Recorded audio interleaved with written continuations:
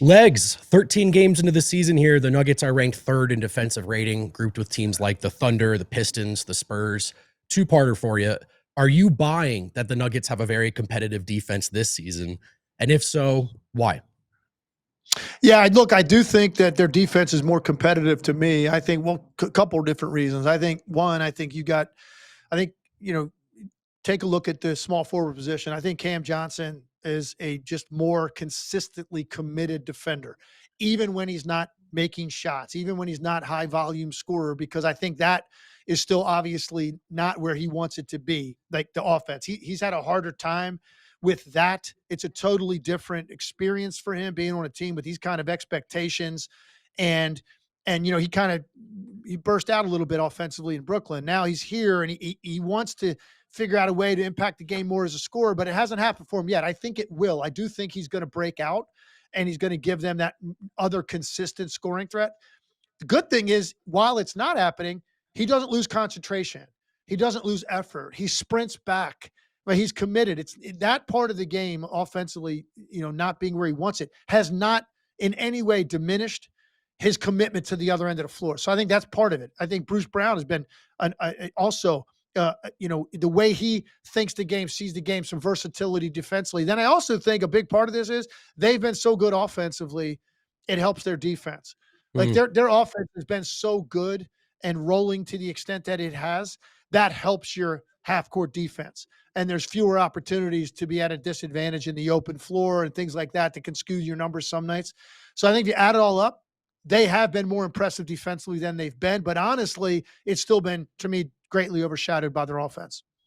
Yeah, well, hard not to be, right? The offense is so competitive. I agree with the points you made. And also, I think some renewed buy-in for this group as well. It seemed like last year they kind of let go of the rope in that regard. And they all seem committed to the mission this year. So far in the season, the Nuggets have 3 losses. They are 0-3 in the clutch. Now, those numbers can be pretty noisy, but in 2023, when the Nuggets won, they were dominant in the clutch. It kind of became their identity. If you were in a tight game, Jokic and Murray were going to take it from you.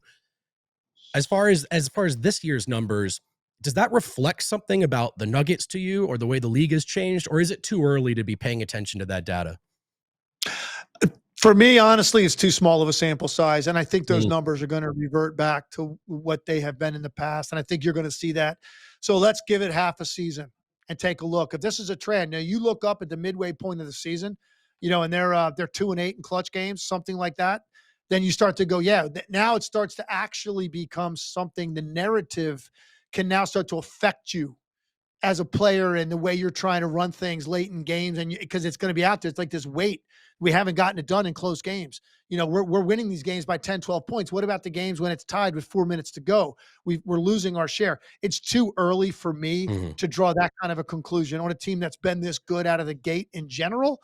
You got to give it more time and give it a greater sample size. And also they're incorporating some new pieces offensively as well that are in different level of stress situations in those kind of games that matter a lot more. The consequences are far greater than they were for some guys a year ago where they were playing. That's going to factor into it as well. All in all, let's give this half a season, and now you start to look at trends. That I think I agree with.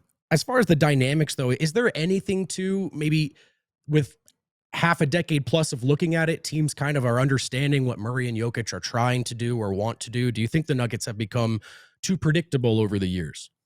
I don't necessarily think so, because at the end of the day, the stuff that they run is still like the common stuff that teams like to run. It's proven over a long period of time that those types of sets, that type of action is what a lot of teams are going to rely on in that situation. Some teams have guys they give the ball to and just straight ISO because they've got a guy on that level that can go get that against anybody from middle area of the floor in and get whatever shot they want. And I don't necessarily think that's a great way to decide games. I'd much rather have multiple players involved in actions that have proven consistently over time that work. And that's what Denver does. So no, I don't think that it's like, oh, we know they're going to go to some sort of a 2-man action here with Jokic and Murray because of who's running it. It's still not like you know what to do to stop it because of the versatility of Jokic and the number of ways he can beat you out of that action. and Jamal Murray as well, who likes to take big shots, make big shots.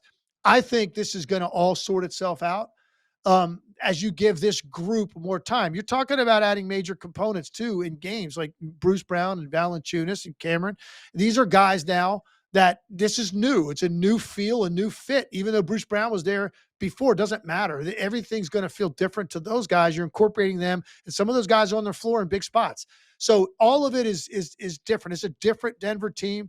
I'm not too worried about it. I don't think people that follow this team every day, the fan base or the coaching staff, should be too worried about it. I think it's going to be just fine. When you have a guy like Jokic involved in those types of plays, the winning plays, my money's going to be on him more often than not.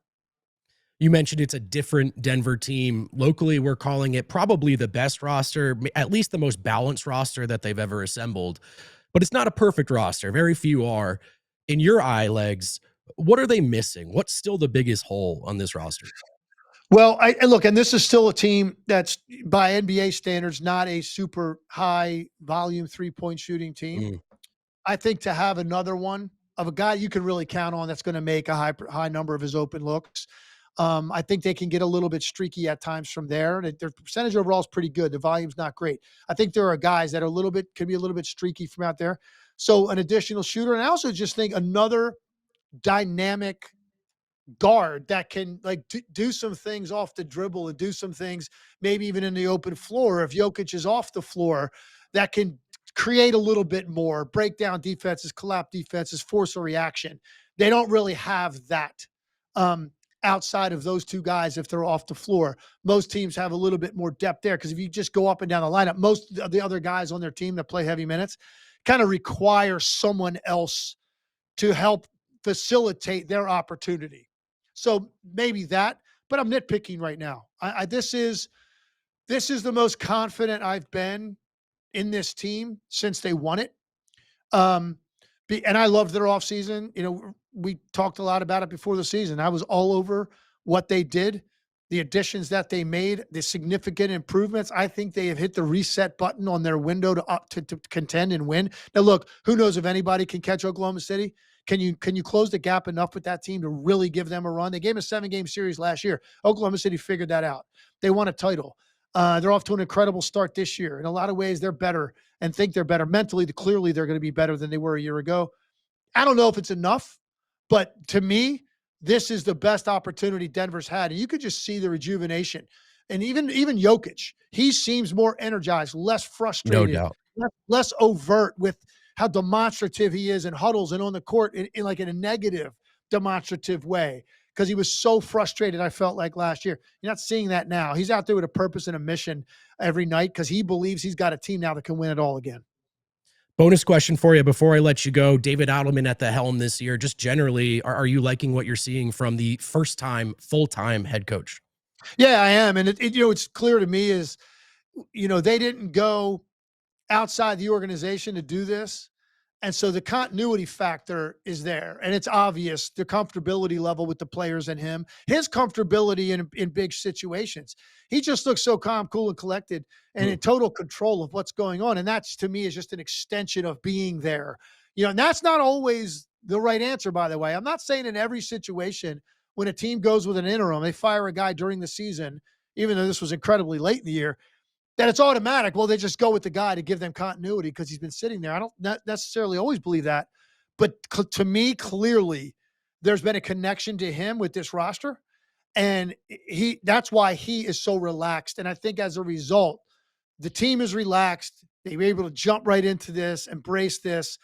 The key was make the personnel acquisitions and personnel decisions in the offseason to help reinforce your weaknesses. And that is exactly what they've done. And now this is what it looks like because you still have a guy in Jokic who's the best player in the NBA, in my opinion. And now he has enough around him that this is what the product's going to look like when their depth has been improved to this extent.